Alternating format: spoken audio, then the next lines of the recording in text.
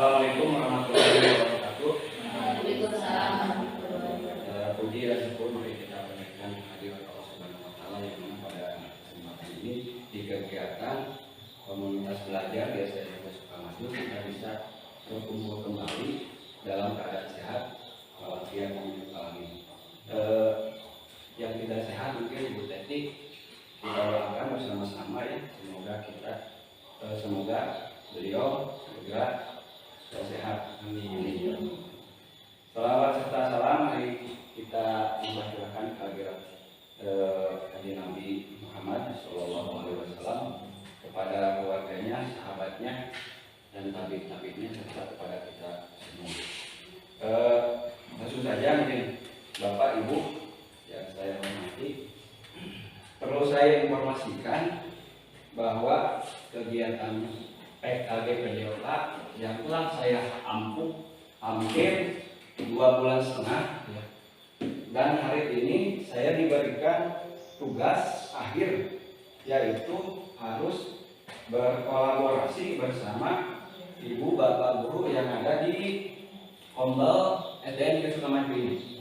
Yaitu saya bertugas atau diberikan tugas yaitu membuat rancangan tindak lanjut di mana merancang pembelajaran berbasis proyek. Nah, dengan komunitas belajar di sekolah.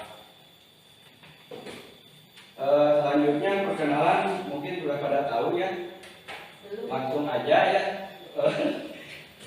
Kita next aja. Nah, ini komponen-komponen rancangan yang akan ditindaklanjut untuk kedepannya, di mana komponennya itu ada 8.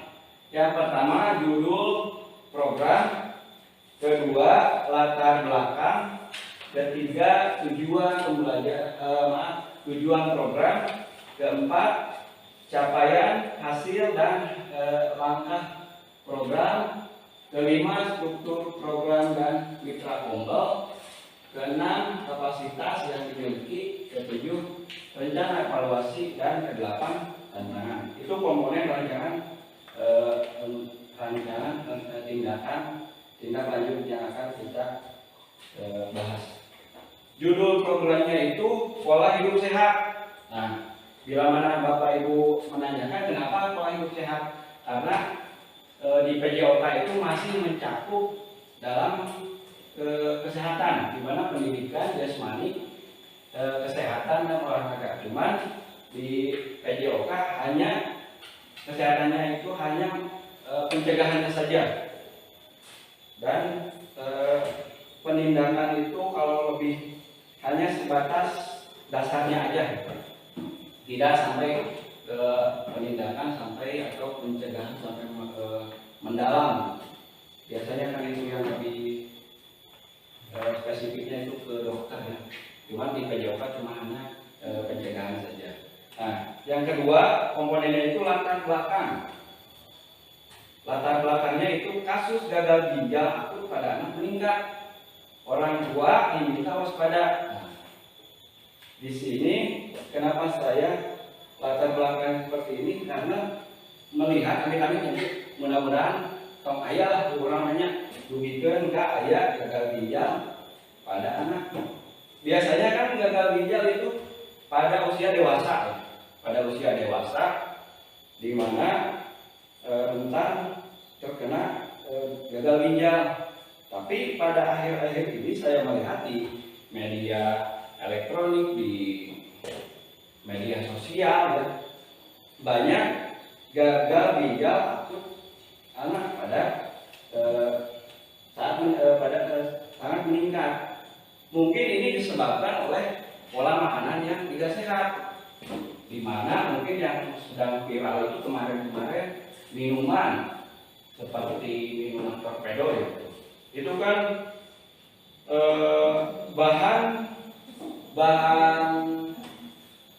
gulanya itu mungkin ya, kemudian ada warna gitu ya, kemudian terlalu tinggi ya, seperti itu dalam minuman. Kemudian dalam permen itu ada, saya melihat ada permen seperti buah-buahan, buah mangga, seperti permen karet ya Bu.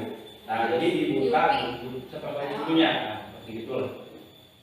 Langsung di rumah kanan seperti mie namanya, iya ini pernah ya, tempat viral itu mie awas tiaunya, mie tiaunya awas gitulah, giga stick itu ya. Saya melihat itu di media sosial dan media elektronik. Ya. Nah, kenapa saya memilih pola hidup sehat? Saya ingin mencegah di sekolah kita supaya tidak terjadi yang seperti ini. Dari kasus di atas, kita selaku pengganti orang tua peserta didik di sekolah harus mampu memberikan pemahaman dan penjelasan terkait makanan atau jajanan sekolah yang dapat merusak organ tubuh mereka. Oke, selanjutnya tujuan programnya, yaitu adapun tujuan program ini diantaranya peserta didik mampu memahami jenis makanan yang berbahaya untuk tubuhnya. Kemudian peserta didik mengetahui dampak buruk dari makanan yang sering dikonsumsi sehari-hari. Selanjutnya peserta didik mampu menerapkan pola hidup sehat dari mengkonsumsi makanan sehari-hari, dan peserta didik mengaplikasikan pola hidup sehat di sekolah dan di lingkungan. Jadi maksudnya tujuan programnya itu yang pertama peserta didik dipahami dulu oleh kita ya selaku guru atau pendidik, jenis makanan yang bahaya seperti apa, yang bergizi seperti apa, seperti itu. Setelah itu peserta didik kan akan mengetahui dampak buruk dari makanan yang dikonsumsi sehari-hari. Nah setelah itu peserta didik mampu menerapkan pola hidup sehat. Jadi tidak setelah diberi penjelasan oleh pendidik, kemudian peserta didik itu mengetahui dampak buruk, dan setelah itu menerapkan pola hidupnya dengan mengkonsumsi makanan dan mengaplikasikannya di sekolah maupun di lingkungan atau di rumahnya masing-masing. Jadi sudah terbiasa. Itu tujuan program. Yang keempat, capaian langkah dan hasil program. Di mana capaian program peserta didik dapat merubah pola hidup sehat mereka menjadi lebih baik sehingga meminimalisir jenis penyakit yang tidak seharusnya didapatkan pada usia mereka. Langkah-langkahnya, peserta didik diberikan bahan pembelajaran aspek positif dan negatif dari mengkonsumsi makanan untuk mengatur pola hidup sehat. Selanjutnya peserta didik secara kelompok untuk mempelajari dampak dari mengkonsumsi makanan sehari-hari yang menyebabkan penyakit. Jadi maksudnya Bapak dan Ibu wali kelas, di sini saya akan memberikan tugas ya, bukan berarti saya diam aja. Saya juga sama memberikan tugas kepada para peserta didik membuat kelompok kecil Bu. Jadi membuat kelompok kecil, misalkan 2 kelompok, 3 kelompok atau kelompok. Jadi membuat, nah ini hasil programnya. Peserta didik nanti membuat kelompok, setelah itu membuat poster. Nah, sesuai dengan temanya itu merancang pembelajaran berbasis proyek. Nah, proyeknya itu pola hidup sehat membuat poster yang di lingkungan sekolah. Contohnya seperti ini Bu.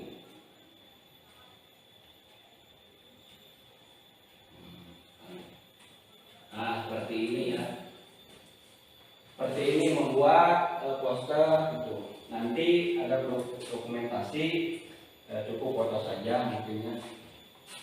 Itu terserah mau satu kelompok, satu kelas nggak apa-apa, satu kelas bisa 2 kelompok nggak apa-apa ya. Nanti ditempel di dinding atau di tiap-tiap kelas ya. Nah, seperti ini. Jadi si peserta didik itu membaca. Oh ini makanan yang tidak sehat seperti ini, jadi tidak boleh. Nah seperti ini ya. Contohnya boleh bebas seperti apa aja untuk pembuatan poster.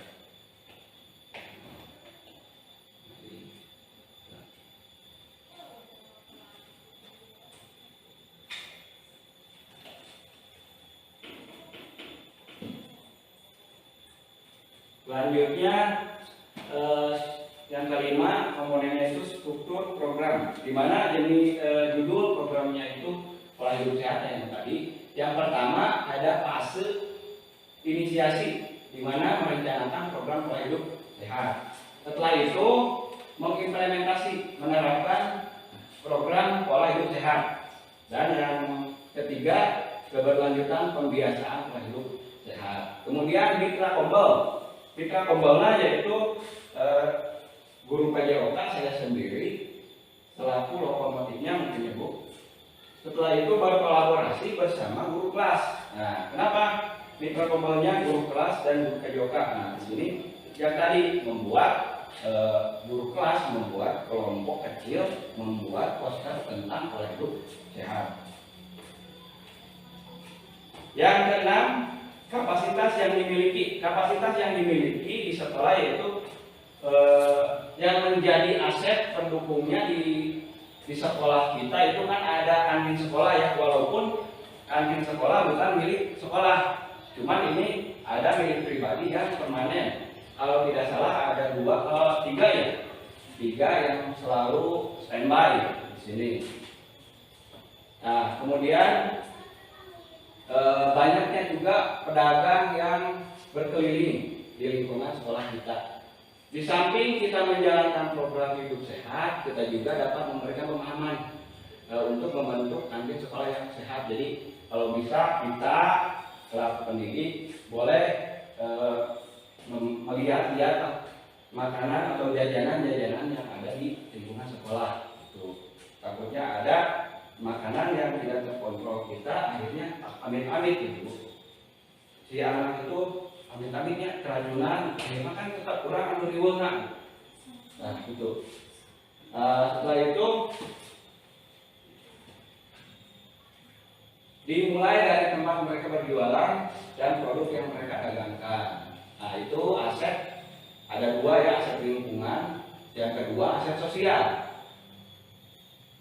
Aset sosial yang di sekolah adalah sekitar hampir 70%. Kedua orang tua dari peserta didik bersekolah merupakan seorang pekerja, yang dalam hal ini dapat kami kembangkan untuk membawa bekal makanan dari rumah dengan kandungan gizi yang baik. Ya kalau bisa untuk kedepannya membawa bekal gitu, untuk peserta didik ya, minimal ada makanan bergizi lah gitu, supaya jajanan untuk zaman penting gitu sesuai aja porsi. Oke, yang ketujuh rencana evaluasi. Rencana evaluasi dalam program ini akan melibatkan guru kelas yang akan mengontrol setiap hari jajanan atau bekal makanan yang dimakan oleh peserta didik. Setelah itu kita rapatkan bersama kepala sekolah, mungkinnya di komunitas belajar ini. Dalam rencana evaluasi ini nantinya guru kelas akan terlibat dalam melakukan tanya jawab terkait bekal makanan atau makanan yang dikonsumsi pada peserta didik. Kemudian wali kelas melaporkan kepada penyelenggara program sebagai catatan. Dan di akhir nantinya tim dari program akan membuat survei kepada peserta didik dan orang tua mengenai makanan yang dikonsumsi sehari-hari. Nah ini mungkin yang terakhir, tantangan. Tantangan yang kemungkinan akan terjadi pada saat menerapkan atau implementasi kepada peserta didik adalah akan ada beberapa peserta didik yang berbohong ketika ditanyakan mengenai makanan yang telah dikonsumsi. Jadi misalkan, oh Pak Rosid teh reja eta naon sebelah ada teh isuk-isuk gitu pagi-pagi gitu mereka. Henteu Pak, henteu ada ieu mah. Pur ngumpul atau ngumpul beureun teh. Pedal mah eta teh lada gitu si sebelah teh gitu kan. Nah, eta mungkin setidaknya tantangan bagi kita selaku pendidik.